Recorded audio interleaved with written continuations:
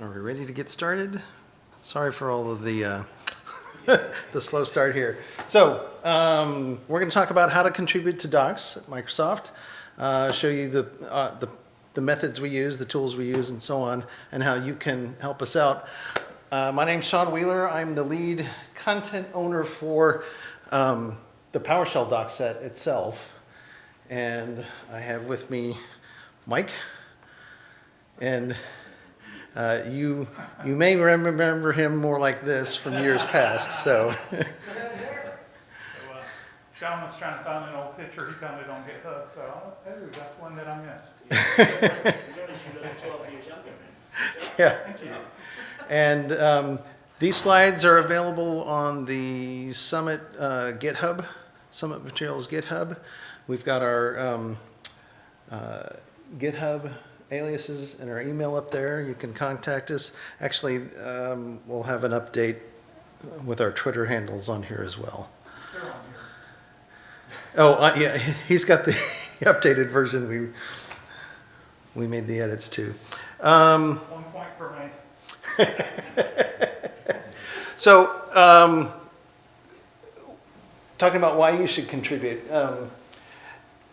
Contributing to Docs is a much easier way to contribute back to PowerShell without having to get into the weeds of the code. If the C# scares you, like it does me, this is a much easier way to do it. And it helps improve the documentation for everyone. And again, this is a great way to get recognition from the community. There's some things I'll show you about how we recognize the community. And if you're new to GitHub and Markdown, this is a great way to learn that as well. So this is going to be demo heavy. We've got a few slides we're going to show. Mostly the slides will be here so you have easy access to these links. And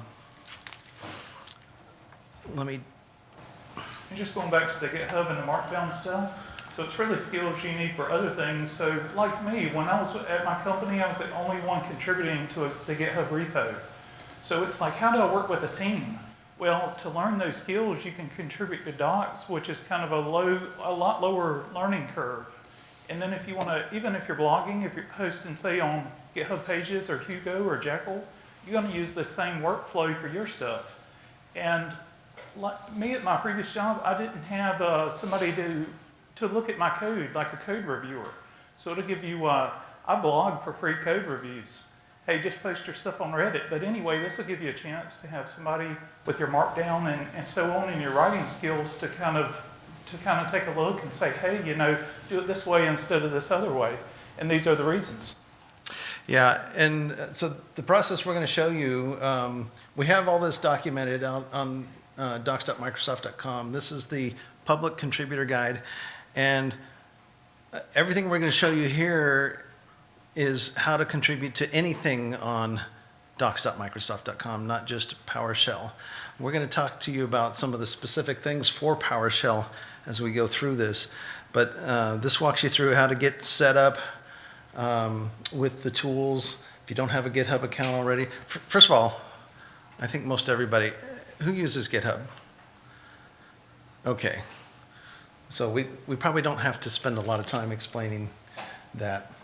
And we certainly recommend doing the full workflow, which is going to be part of our demo. We also have out here these writing essentials guides where there's the reference to Markdown, and we have some specific things in our publishing platform, some Markdown extensions. Like these alerts. So there's some special markup that we use in Docs like this that create these alert boxes. So this is non-standard Markdown, but we have it documented here. So this is a good reference on the Markdown we use. And then there's information here about style and voice and writing principles and a good way to get started. Yeah, if you're like me, and before I joined Microsoft and started writing docs for them, you look at their GitHub repo and it's like, what's that crap, it's not Markdown. But it's some stuff on top of Markdown that renders in their engine. So if you look at it in Markdown, it doesn't render properly. And then we use relative links a lot of times because that allows our docs to work in like an air-gapped environment. So if you go to GitHub, a lot of the links are broken. It's like, hey, what's the deal, guys? But they render properly On our docs platform. Yeah. And because for like government clouds, the air-gapped environments, we publish those docs in there. And if we were linking to docs.microsoft.com directly, the air-gapped clouds wouldn't be able to get there. With relative links, they get published in a way that'll work for the air-gapped clouds. And then we have in the PowerShell doc set, we have another contributor's guide here that gives you the specifics for PowerShell. And we'll look at this in a little more detail as we go through. So let me see where we One thing are. I will say, so we've got some conflicting information. You'll look at the first one that Sean showed, and it'll say do something a certain way. Maybe to do italics, I think was the example we looked at yesterday. And their docs say do it one way, and our contribution guide says do it another. Well, of course, we always win. So if there's anything conflicting, use the contribution guide that's closest to that documentation. Right. It's just like any open source project, follow the style of that project for any contributions you make. And like in Markdown, right, there's how many different ways can you do bullets? How many different ways can you do italics? You can use the asterisks or the underscores. We've decided asterisks is bold and underscores is italics. And that shows us the author's intent of what the markup they meant to use. There's no mistakes. So, and of course, there's always exceptions to that rule. So you can use, of course, tildes, which we don't use. We use backticks for like the code blocks. But if you want to show somebody how to write it and you're going to put the backticks inside there so they can actually see it, then you would need to use the tildes on the outside. Yeah. So before we get into making a simple change, let's talk about the docs. How many people use docs on a regular basis? Some things you might have noticed, there were some recent changes made. They moved these links here, and they've changed the right-hand navigation. So if you go into a larger article, you'll see this is expandable now. They don't show the whole navigation. This is something they're testing out. We've had some feedback that people don't necessarily like this. Feel free to give feedbacks to the Docs platform folks about that. I'm one of them. I don't care for this myself. I personally like it because if I want to know something about installing on a previous version that was linked there, it's kind of an outline of the chapter. I can click on that link and bam, I'm in that section.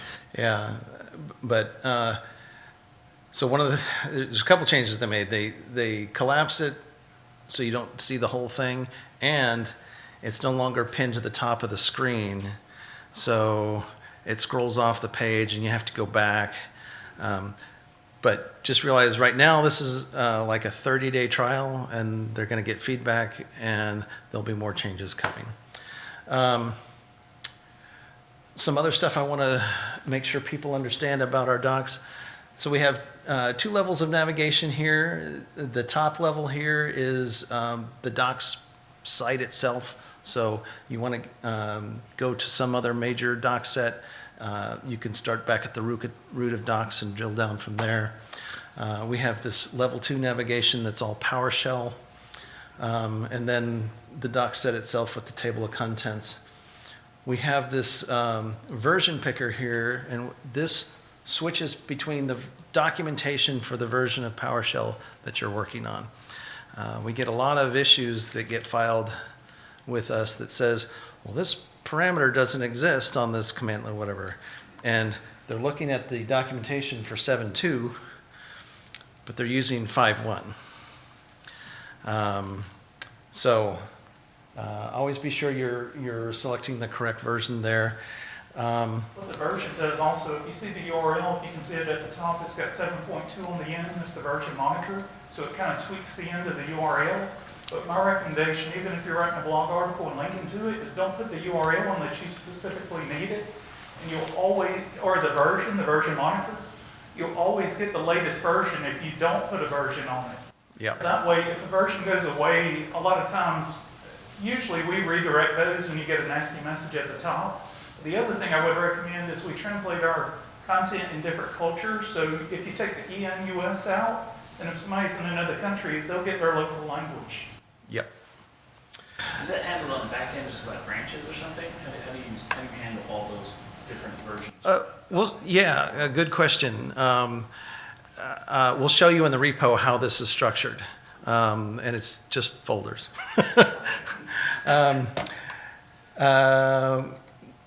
More about here. So also the thing to realize, you can barely see it in the light of this room, but there's a line here between reference and the rest of the table of contents.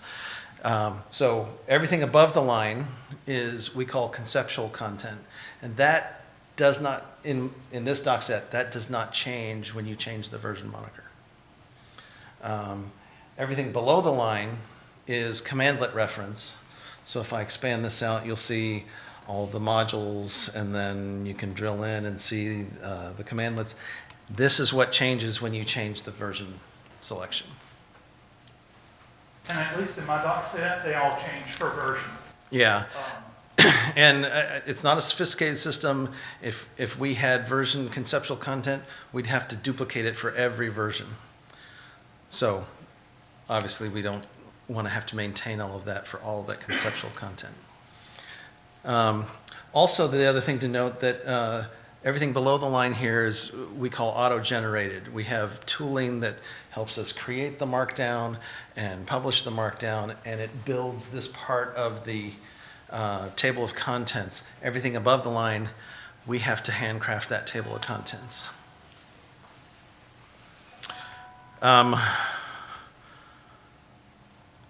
Now, so there's several ways to make a contribution.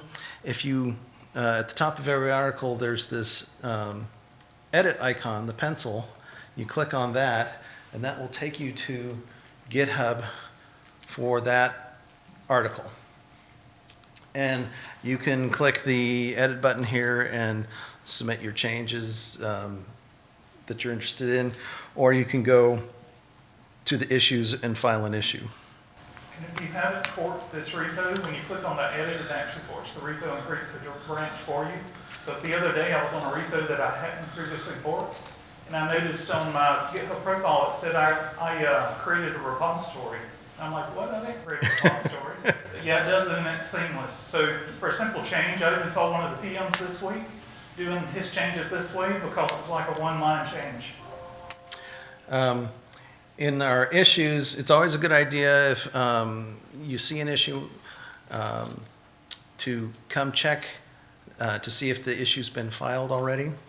And for the PowerShell Docs repo, I have several, I should zoom this up a little bit, issue templates that help you fill out and provide the information we need. So choose the most appropriate one here. That's one point for Sean because that's on my to-do list. Yeah, this is using the new YAML issue templates, so they're a lot easier to fill out. And there's required information here, so if you haven't provided the required information, you can't submit. The great thing about that, you don't have to put the X in the stupid little box and then backspace so there's not a space, otherwise it breaks it. So this is really slick, and even on your own repos for your personal projects, that's a great idea. Let's see where we are. So I think we've covered that. Oh yeah, and then for the PowerShell docs, we publish any changes that have been made during the day get pushed to our live branch, which publishes it to the website at 3 p.m. Pacific. So if you've submitted a change and we've merged it, you just need to wait until it goes live to see it on the website. There was something else I was going to... We'll go ahead. So for the Azure PowerShell doc structure, we actually have a couple of repositories. And I've recently actually added the button at the bottom of the pages so that you can submit an issue on the reference documentation. And just to be clear, if you're not sure what reference documentation is, that's the commandlet help. So for all the stuff you would run get help, that's considered reference documentation. And conceptual documentation is more like quick starts and tutorials and that sort of stuff. But the source code for the Azure PowerShell content resides in the same repo as the source code. And what happens every time we release a new update, which is generally on the first Tuesday of the month, they create a build and they actually push that over to the docs repo. And what that means is, so currently I think we released 7.50 this week. So if you actually went out and submitted a contribution on 7.5.0, hey, it would go live. We publish twice a day, in the mornings and afternoons, every day. And it would be fine. And then when we publish 7.6.0 next month, the bug you fixed would be back. And you'd be like, what's the deal? Well, the problem is you have to update the one that's the source version in order to control future versions of the documentation. So you've basically got current versions, kind of like he was showing you in the version moniker. So you could potentially have to update, like currently we have 6.6.0, we have 7.4.0 and 7.5.0 documentation. And then you have the source version. So the Azure stuff is a lot more complicated. And if you do want to make a contribution, feel free to ping me. And we can actually do a Teams meeting or something and I can show you the specifics. But anyway, there's multiple versions and we're going to be demonstrating Beyond Compare, which is an easy way to get your docs updated. Yeah, and the other thing about his content here, the edit button will take you to the right version. So here I'm on a conceptual document, the stuff above the line, and when you go there, you end up in the docs repo, not the source code repo. But if we go down here to reference and just pick something and click on the edit button. And when it says edit, I want you to notice at the top of the file down at the bottom of the screen, there's actually a little bit of metadata at the very top of the file that points it to the right repo. Right. So if you're ever curious about where this resides, you can look at that doc in the metadata and find out. And whenever Sean goes back, one thing I want to make sure that we do show that we hadn't planned is if you scroll all the way to the bottom of this, show them the two buttons on how to submit it. Oh, yeah. Okay, well, there's no button. Well, I have it turned on in mine. So at the bottom of every page, there'll be two buttons here. There's feedback for the product. And so if you click the This Product button, in my doc set, it goes to the PowerShell source code repo. And you can file issues there. And then this page, it takes you to the docs repo to file an issue there. When you do this for feedback on this page, it will open a new issue pre-populated with some text that inserts metadata about what article's being commented on.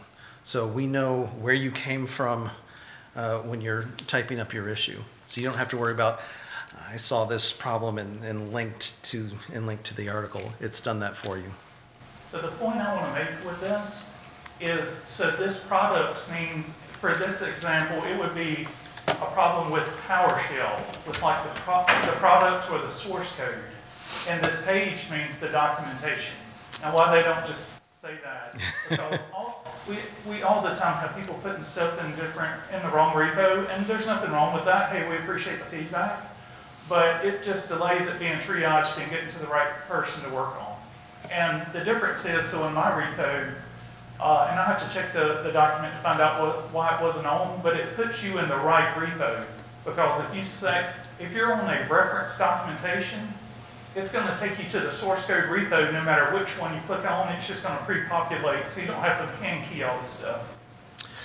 So getting back to your question about how the versions are handled in the source, here's the documentation repo for PowerShell, and under the reference folder here is all of the documentation. And then we have a folder for each version that we currently support, and this is where the commandlet reference is. So if I go in here, you'll see there's a folder for each module, and then the commandlets for that module are in each of those folders. And this is duplicated for every version. So it's almost like a four-man source control that everybody uses, where you make a copy of all your stuff. Right. That's exactly what we've done in our Git repo. And then under Docs Conceptual, this is all the stuff that's above the line.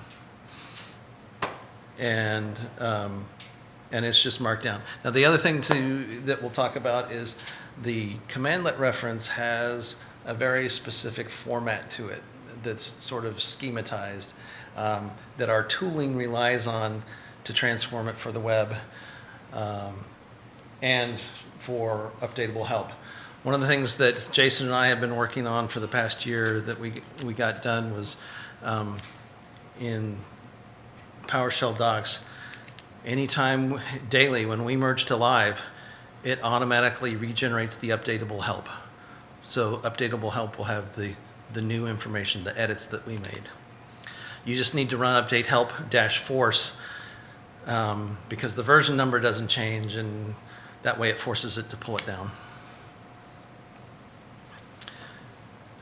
Where are we, Mike? Oh, yes, let's, so hopefully everyone's familiar with this process of GitHub.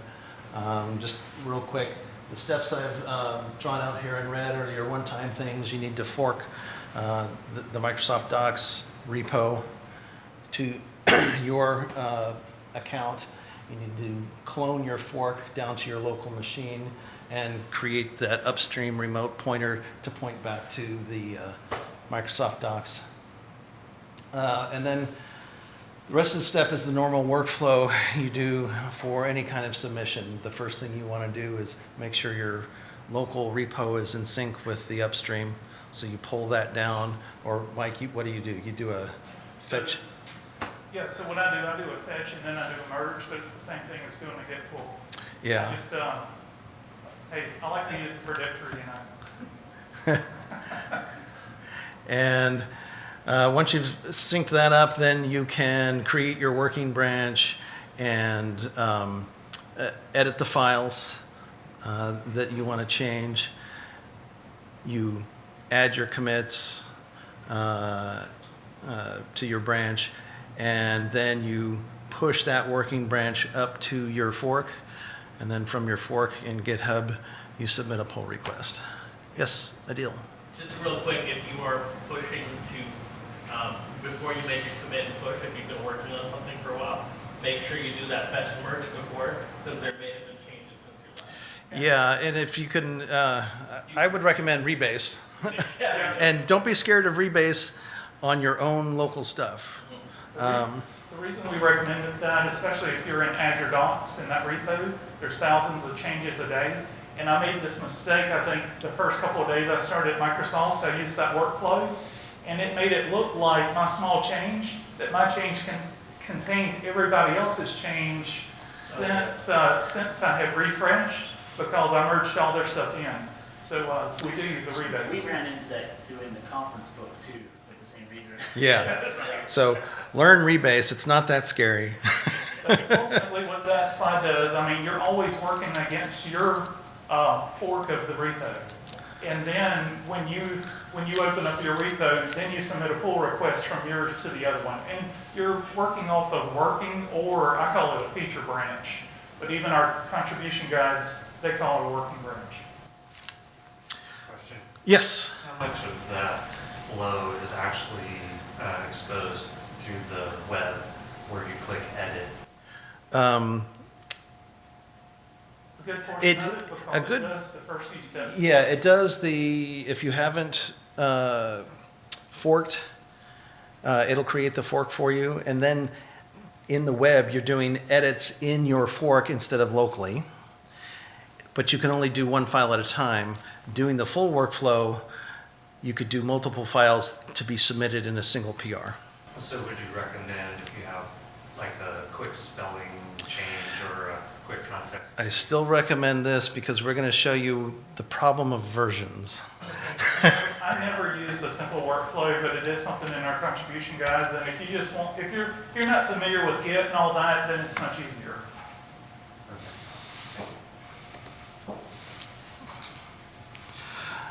Okay, so now let's get into our, our workflow. So do we want to reverse the roles since I'm on screen? Sure, that'd be great. Um, Because I have rights in your repo to. To merge, yeah. So what we have here is we have an issue. I had it open. See, that's the thing about live demos. Yeah. See, I was prepared to do that role, and so now we're role reversed. So somebody filed an issue for us that the wording was confusing for the property type parameter on new item property. It made it sound like you could use the values regsc, reg binary, instead of these values of string, binary, expand string, and so on. And fair feedback, great idea. We need to, it's simple minor wording change. So, And this, they could have actually contributed this, but this one is probably a little more advanced. So if you do have one advanced, feel free to reach out to us. But if you find something in our docs and you're like, hey, I don't want to contribute to that, then if you'll file an issue, it'd be appreciated, What do you mean by reach out to us? We've got our contact information on that first slide, so it's got our email addresses too. So I mean, Yeah. really reach out to us, Cool. With the exception of actually calling me,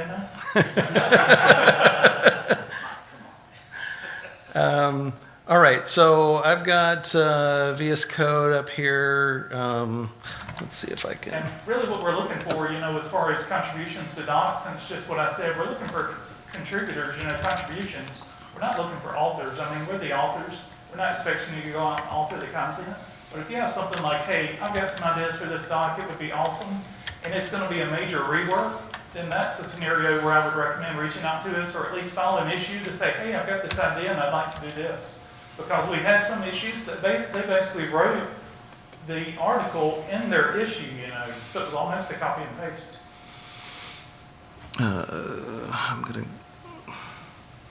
I'll do it this way. All right, so I'm going to go into my reference folder. I'll just pick a version. It's in Microsoft PowerShell Management, and we're looking for new item property. And we want I'll zoom this up a little bit. Let's go full screen.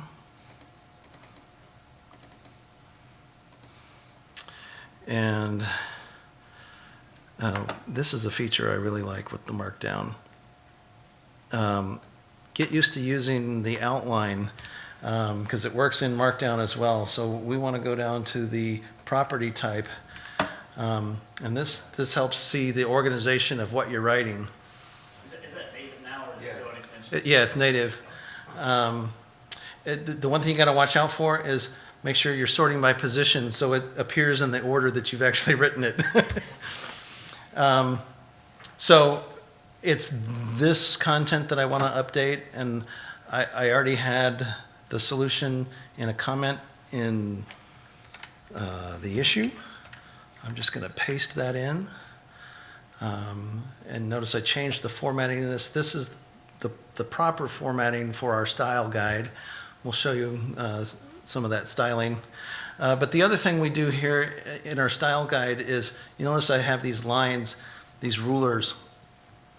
We use this concept of semantic line breaks. Is anybody familiar with semantic line breaks? So we're not blanking on phrases or semantic concepts as much as columns. So for us, we're using 100 columns, And really that makes it easier to read, easier for the next editor to come in and see what's going on. It helps when you're on a lower resolution screen to be able to see it better. And you're just saying get or like Yeah. better because you don't have this one super long line. Right.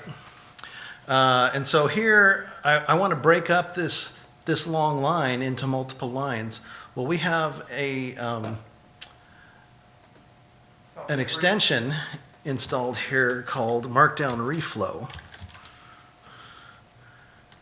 There's a couple of them out there. I recommend this one that we have by Marvin. And what it is I can click here in anywhere in this paragraph, this list item, and hit Alt-Q, and it rewraps, breaking at my 100-column limit, but it also lines up the indentation properly and doesn't merge in all of the other list items into one line. So it's list item aware and it's other block aware. All this is in our contribution guide too, as far as the reflow, the reflow extension and the line length. We use the arbitrary line length and all that sort of information.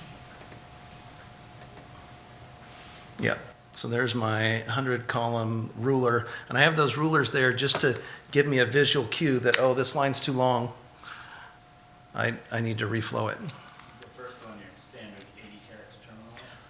Yeah, yeah, I have it at 76, 80, 100, and then I also have these beginning columns 1 through 5, so it helps me line up the indentation on the front end for those things that matter. Is that a VS Code feature or is that next? VS Code feature, yeah, it's in your configuration. You can set rulers. Here's my configuration file. There it is, editor rulers, and you just specify the column numbers. Yeah, when I started Microsoft, Sean was my mentor. He was like calling me day one at 9 o'clock, hey, are you ready to start? So I checked out my VS Code config. And he actually got me started on this, and I'm like, wow, this is really slick. I was going to ask because the 100 one was, I guess, was off screen when you zoomed in, and I was like, well, they're still going over your lines. Yeah. When you zoomed out, it made a lot more sense. So what are the settings that actually make it break and with that Oh, yeah, so the extension itself has settings. The reflow markdown preferred line length 100.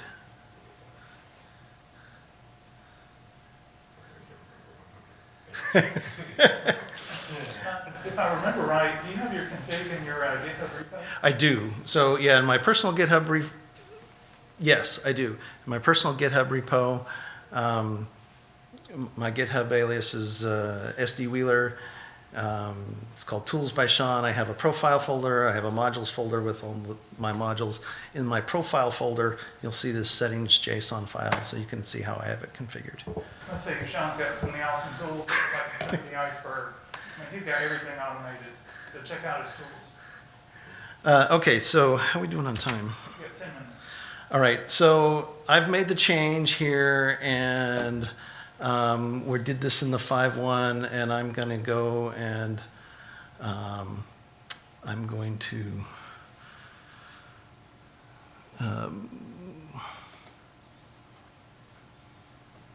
commit my change.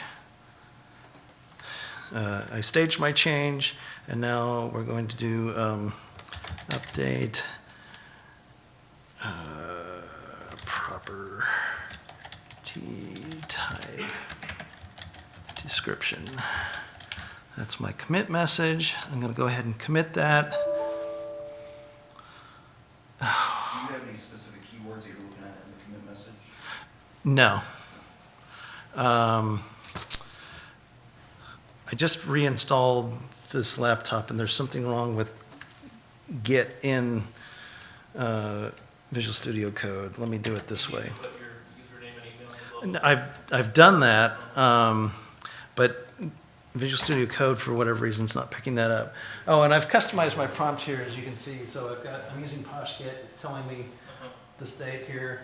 I've got the repo name and the branch name. Staging is our default branch. You always want to be working in staging. Excuse me. You always want to be working in. In main. In a working branch, and your PR goes to staging. Though next week after conference, when I get back, we're going to rename staging to main. So. That's just because that's what Microsoft has standardized on. So if you come to my repo or his repo or the Azure Docs repo, it'll always be main for the main repo. But you should create a feature branch, and I think Sean's going to create one that has the issue number. Yeah, 8739. So. When you do that 3 p.m. publish, like behind the scenes, you're merging to some other branch that is live. And we actually, I mean, if it's a critical fix or something like that, we can actually manually push to live as well. Right. So this is the pattern I use is I create my working branches with my initials. It's easier to sort the list and see my branches from somebody else's. And then it's issue 8739. That's just my workflow process. So now I have my changes. I'm in a new working branch. One other thing I wanted to show off about my prompt is I've got this wired up. You can control click the repo name and it opens. Is that on my spot? What did you put in? That is an ANSI escape sequence. So I'm just embedding that in the prompt string. All right, so I'm going to do a git commit -m update property type description. And then git push origin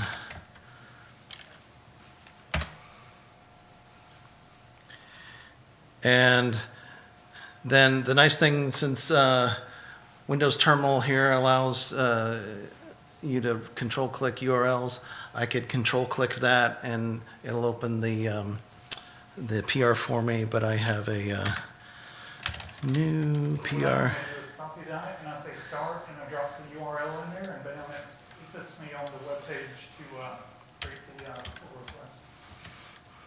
He's got a fancy function. Yeah, Is that your own function? it's my own function. So part of what my prompt does is every time you hit enter, it updates this variable called last commit, and it puts the commit string of the last commit in that variable. And then this creates a new PR and auto fills out my PR template. And it adds the information here, so it's fixing issue number 8739. So when this gets merged, it'll auto close the issue. So Mike's going to do a review on his screen. So I can see that Sean submitted this PR, so I'm going to go to the Files tab and take a look at it. So I can see the changes, and you see they're pretty concise. One reason because of the alignment. But I know for a fact, so he's updated this in version 5.1. And normally I would go take a look at one of the other versions, but I already know that it has the same problem. So I'm actually going to review the changes, and I'm going to say request changes. And I'm going to say, you know, what fun? Where are the other versions? Yeah, he's at it, guys. Yeah, it's good. So, and that's going in live, so yeah, somebody can see that, but I don't care. They knew So- what they were getting into when they hired me. So if you swear, does it send an issue to the HR repo? Yeah. That's what the fun is. And so this is what might happen to you. We'll make suggestions, and we'll use the suggestion feature of, you know, maybe reword it this way, so you can just click the commit button and so on. I promise I'll be kind. If I can get Mike to guys. send me that on the internet. So now what I need to do is go and edit those other versions. So I need to open up each version of the file, make the same, copy the same changes in and do all that. But there's this really cool tool. There's a software company called Scooter Software. It has this tool called Beyond Compare. And how many have used it? Okay. I swear by this thing. I love it. And if your company won't pay for it, it's only like $60. It's worth every penny.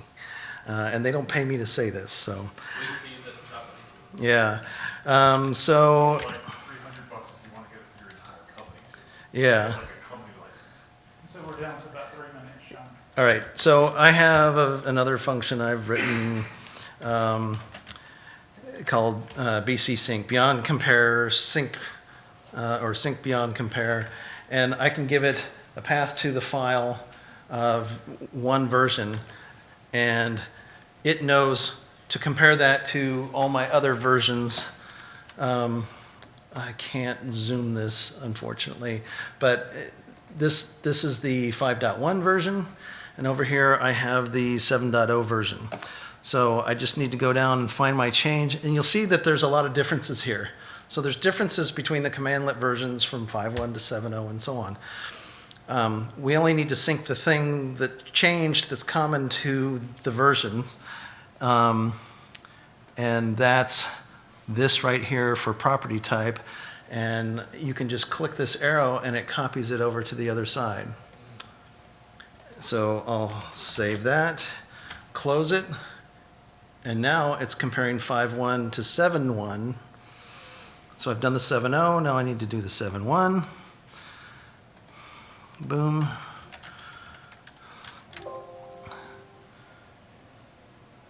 Oh, there.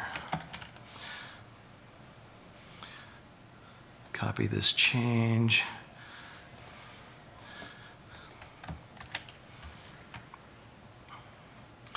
And the last one, 7.3. And now I just need to git add -a, git commit -m, editorial changes to sync versions, git push origin, and now my PR should be updated and you'll see the build is kicking off again. So while we're waiting on that, one thing I want to tell you, so I'm going to give you the answers. I'm going to give you the cheat sheet. You don't take anything out of this and you want to contribute to docs. There's a PowerShell docs style guide, and if you scroll through this is exactly what we look for when we review your PR, without having to read anything else. It tells you all the little details, and it's not very long. It's not very much to read either, because we've got 50,000 different contribution guides. So if you want to know something about unordered list or anything like that, it's all in this one doc. And that's, yeah, we're out of time. We don't need to show the merger. You guys understand that. I do want to show, whoops, more about what's in it for you guys contributing. Out here in the community section of our documentation, this is where we have our contributors guide that has that checklist, but also we have this What's New in Docs. I update this every month with links to the new articles or major changes we've made, and we list community contributors who've submitted PRs that we've merged. And if you do enough, you can end up in the Contributor Hall of Fame.